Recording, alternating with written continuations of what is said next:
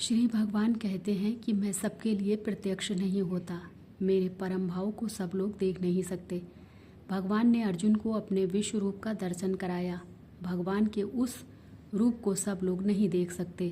श्री भगवान ने अपनी ही योग माया से स्वयं को ढक कर रखा हुआ है। बाल्यावस्था में भगवान ने एक बार मिट्टी खाई तो यशोदा मैया ने उनको डांट कर मुँह खोलने के लिए बोला। उन्होंने अपना मुँह खोला और संपूर्ण ब्रह्मांड का दर्शन माँ यशोदा को करा दिया। लेकिन उसके तुरंत बाद उन्होंने माँ यशोदा को नींद में सुला दिया और उन पर भी माया का पर्दा डाल दिया, क्योंकि भगवान नहीं चाहते थे कि मैया उनकी पूजा करें। योग माया से ढके होने के कारण सभी मनुष्य मूढ़ हो गए हैं, अज्ञानी हो गए हैं। इस कारण यह संपूर्ण प्राणी समुदाय मेरे अजन्मे अविनाशी परमात्म तत्व को, परमात्म स्वरूप को नहीं जानते। हम भगवान को नहीं जानते, पर भगवान हमें भली भांति जानते हैं।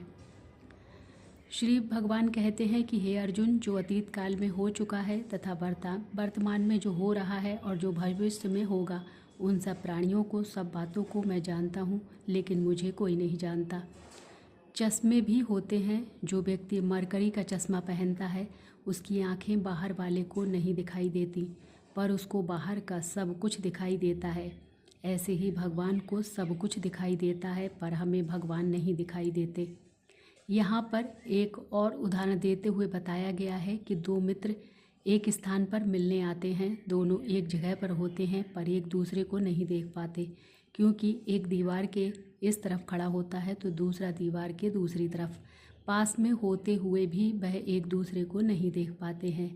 ऐसी ही अवस्था हमारी है। भगवान हमारे पास हैं, हमारे अंदर हैं, पर फिर भी हम उन्हें देख नहीं पाते हैं, क्योंकि हमने अज्ञान की दीवार खड़ी कर रखी है। जो हो रहा है वह बातें भगवान जानते हैं, पर जो हो चुका है और जो होने वाला है वह भी जानते हैं। यह कैसे संभव है? इसको महान वैज्ञानिक आइंस्टीन के उदाहरण से समझते हैं। उन्होंने कहा, कल्पना कीजिए कि बहुत लंबी ट्रेन है। ट्रेन इतनी लंबी है कि अगर गार्ड ड्राइवर को हरी लाइट का सिग्नल देना चाहता है तो उस प्रकाश को ड्राइवर तक पहुंचने में 1 महीना लगेगा। प्रकाश का वेग 3 लाख किलोमीटर प्रति सेकंड है। 1 सेकंड में प्रकाश 3 लाख किलोमीटर तक जाता है। मान लीजिए हम लोग ऐसे स्थान पर खड़े हैं जहां से हम दोनों तरफ देख सकते हैं। परमात्मा जो सर्वत्र है वह सब कुछ देख सकते हैं। जैसे ही गार्ड ने हरी लाइट दिखाई, भगवान ने समझ लिया कि अब ड्राइवर को 1 महीने बाद पता चलेगा कि गार्ड ने हरी लाइट दिखाई है। प्रकाश के वेग से जो तेज चलता है वह भूतकाल, वर्तमान काल और भविष्य काल तीनों को जान सकता है। भगवान इन सारी बातों को जानते हैं, क्योंकि वह काल का भी रूप है। मैं काल में हूँ, यह भगवान ने 10वें अध्याय में बताया है। भगवान सब कुछ जानते हैं, पर हम नहीं जानते, क्योंकि हम माया के आवरण से ढके हुए हैं। इसको न जानने का एक और कारण है प्राकृतिक गुण दोष, जो हमें सतरज और तम गुण प्राप्त हुए हैं, जिनके कारण हमारे मन में अलग अलग भावनाएं उत्पन्न हो जाती हैं। इस कारण भी हम नहीं जान पाते हैं। श्री भगवान कहते हैं कि इच्छा और द्वेष, ये 2 भावनाएं मन में सदैव उत्पन्न होती रहती हैं।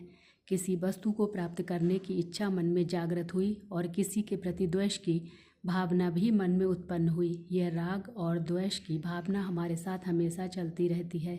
इसके कारण द्वंद्व का निर्माण हो जाता है। सुख दुख, लाभ हानि, जय पराजय, शीत उष्ण आदि ये सारे द्वंद्व हैं। इसी द्वंद्व के कारण हमारे अंदर मोह उत्पन्न हो जाता है। इस द्वंद्व रूपी अज्ञान में हम फंसे रहते हैं। जो व्यक्ति सम्मोहित हो जाता है वह स्वयं यह नहीं जानता कि वह क्या कर रहा है, एवं स्वयं को भी नहीं जानता। सम्मोहित व्यक्ति से जो कहा जाता है वह वैसा ही करने लगता है। इन द्वंद्वों के कारण हम सब लोग सम्मोहन में पड़े हुए हैं। इस कारण भगवान के अत्यंत निकट होने पर भी हम उन्हें नहीं देख पाते। संसार में डूबे रहने के कारण संसार से परे परमात्मा को हम नहीं जान पाते। परमात्मा हमारे अंदर हैं, पर फिर भी हम उन्हें नहीं जान पाते। पर कुछ लोग हैं जो परमात्मा को जान पाते हैं। श्री भगवान कहते हैं कि मेरे कुछ भक्त अत्यंत दृढ़ निश्चयी हैं। उनका निश्चय अटल होता है। उनके सामने कितना भी बड़ा आकर्षण क्यों ना आ जाए, पर वह विचलित नहीं होते हैं। वह कहते हैं, हमें सिर्फ और सिर्फ परमात्मा चाहिए और कुछ नहीं। हमें जीवन में क्या करना है, हमें क्या प्राप्त करना है, हमारा ध्येय क्या है, जब वह यह सुनिश्चित कर लेते हैं तो अपने ध्येय की प्राप्ति के लिए चल देते हैं। रास्ते में चाहे कितना भी बड़ा आकर्षण क्यों ना आए, वह रुकते नहीं हैं। ऐसे दृढ़ निश्चयी व्यक्ति सारे द्वंद्वों से, मोहों से और आकर्षण से मुक्त हो जाते हैं। वह अपने ध्येय की प्राप्ति के लिए निरंतर आगे बढ़ते रहते हैं। अच्छे कर्म और निष्काम भाव से कर्म करने वालों के लिए यह संभव होता है। निष्काम भाव से कर्म करते हुए अपने लिए कुछ भी न चाहते हुए वह यह चाहते हैं कि मैं अपनी भारत माता को विश्वगुरु के पद पर बैठे हुए देखूं, और इसके लिए वह प्रयास भी करते हैं। इस एक ध्येय के कारण उनके अगर कुछ पाप होते हैं तो वह भी समाप्त हो जाते हैं। श्री भगवान कहते हैं कि मेरे सच्चे भक्त इस प्रकार निष्काम भाव से मेरी पूजा करते हैं और मुझे प्राप्त करते हैं। श्री भगवान कहते हैं कि ऐसे सच्चे भक्त परम तत्व को जानते हैं। ऐसे भक्तों को परिपूर्ण रूप से आत्मज्ञान भी प्राप्त हो जाता है। आत्मज्ञान ही सर्वोच्च ज्ञान है, उसके आगे कोई भी ज्ञान नहीं है। आत्मज्ञान में जो निरंतर रहते हैं वह सच्चे ज्ञानी हैं। वह सब कुछ जानते हैं, उन्हें और कुछ जानने की आवश्यकता नहीं होती है। मुझ में आसक्त होकर मेरे ही आश्रय से जो योगाचरण करते हैं वह मोक्ष को प्राप्त करते हैं। मोक्ष का अर्थ है स्वयं को जानना। जिसने स्वयं को जान लिया, जिसे आत्मज्ञान हो गया, उसके लिए न जन्म है न मृत्यु। जो यह जानता है कि मैं यह शरीर नहीं हूँ, मैं शुद्ध आत्म तत्व हूँ, उसकी मृत्यु तो हो ही नहीं सकती है। इसलिए वह जन्म मरण के बंधन से मुक्त हो जाता है। इसका अर्थ यह है कि शरीर में रहते हुए शरीर में उत्पन्न हुए भावों से मुक्त हो जाना। श्री भगवान कहते हैं कि ऐसे भक्त अधिभूत, अधिदैव और अधियज्ञ के बारे में जानते हैं। आध्यात्म के बारे में वह जानते हैं। ब्रह्मा के बारे में भी वह जानते हैं। ऐसे भक्तों के सामने जब मृत्यु भी आती है तब भी वह इन सब के बारे में जानते हैं। श्री भगवान कहते हैं कि इन सब बातों को ऐसे भक्त जानते हैं, पर साथ में वह मुझे भी जानते हैं। समग्र ज्ञान को प्राप्त करके ही भगवान श्री कृष्ण को जानेंगे, और भगवान श्री कृष्ण को जान लिया तो परमात्मा को जान लिया। भगवान श्री कृष्ण और परमात्मा अलग अलग नहीं हैं, वह एक ही हैं।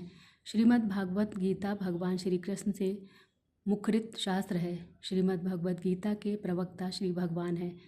भगवान शब्द का अर्थ है धर्म, अर्थ, यश, श्री, ज्ञान और वैराग्य। ये 6 बातें जिसके अंदर होती हैं उसे भगवान कहते हैं।